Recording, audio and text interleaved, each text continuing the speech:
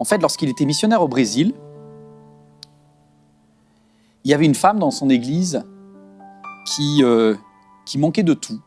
C'est une période de crise économique. Et elle était chrétienne et il avait prêché le dimanche en disant « Faites connaître à Dieu, osez demander à Dieu, demandez, vous recevrez ». Enfin, tout ça. Et cette femme était en train de prier, c'est elle qui lui racontait ce témoignage. Elle dit « Pasteur, j'étais à ce moment-là en stress parce que j'avais la pression, elle était mère célibataire, elle avait sa famille à nourrir, ses enfants à nourrir. Elle dit « Dieu, il faut que je puisse manger ce soir ». Et Dieu, elle a entendu la voix de Dieu à ce moment-là qui lui a dit « Va au supermarché et fais-toi un plein caddie ». Bon, elle allait au supermarché. Sa foi de brésilienne, elle allait au supermarché Real au Brésil, elle arrive, elle rentre, les portes s'ouvrent et elle commence. Et là, elle arrive au rayon de viande. Et instinctivement, elle dit « Il faut que je zappe, je ne vais pas me mettre en tentation ». Et elle réentend cette voix de Dieu, le Père qui dit « Je pourvoirai à tous tes besoins, fais un plein caddie. Vas-y ».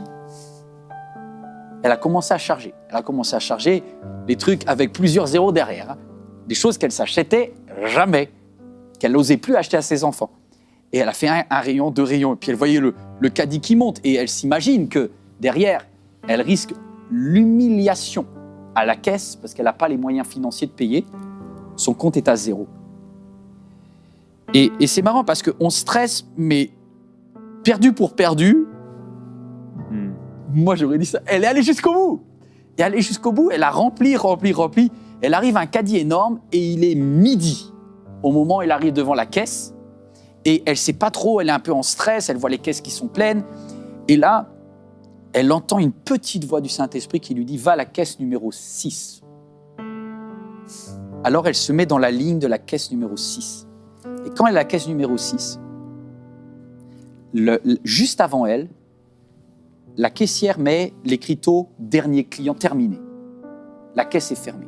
Elle dit « Madame, il est midi, je ne peux pas prendre votre caddie ». La chrétienne, elle est là avec son caddie énorme, rempli de choses qu'elle ne peut pas payer.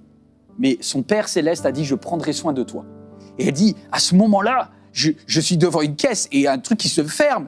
Et je dis, Dieu, si c'est faux sur le 6, c'est peut-être faux sur le caddie et c'est peut-être la honte de toute ma vie. » Et la caissière lui a dit, s'il vous plaît, madame, la caisse 7 est disponible ou la caisse 5.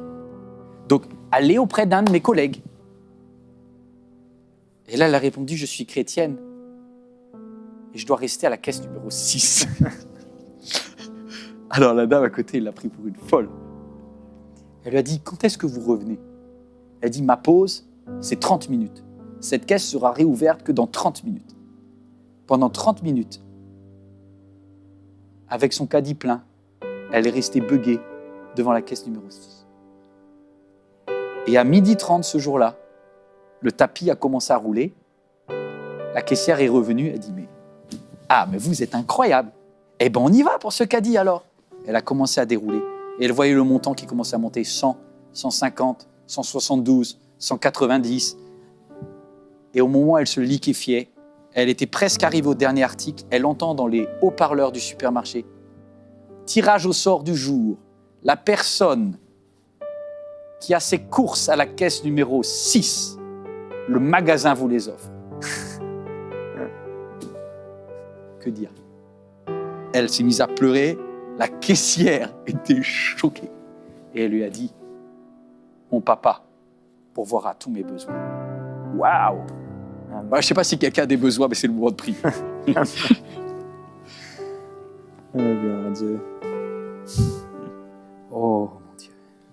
Merveilleux Seigneur. Dieu merveilleux, Jésus. Père, on veut te dire merci. Merci pour cette foule de témoins qui nous disent encore aujourd'hui que tu pourvois. Le manque, tu ne le connais pas. La peur, tu ne sais pas ce que c'est. Tu n'es pas un Dieu fragile. Mais pour un temps, tu t'es abaissé jusqu'à nous. Tu as pris notre condition. Tu as su ce que c'était d'avoir